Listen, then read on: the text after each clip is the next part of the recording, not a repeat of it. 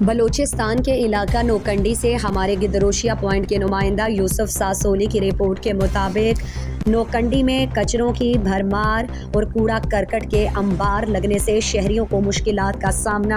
مختلف گلیوں میں کچرے کے بڑے بڑے ڈھیر جمع ہو گئے ہیں۔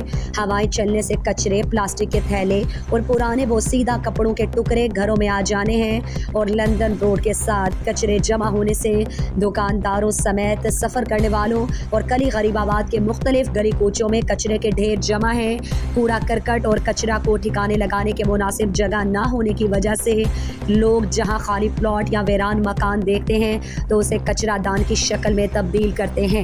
بوائز ہائر سیکنڈری اسکول اور نادرہ کے عقب میں کچروں کے ڈھیر کی آماج کا بن چکا ہے۔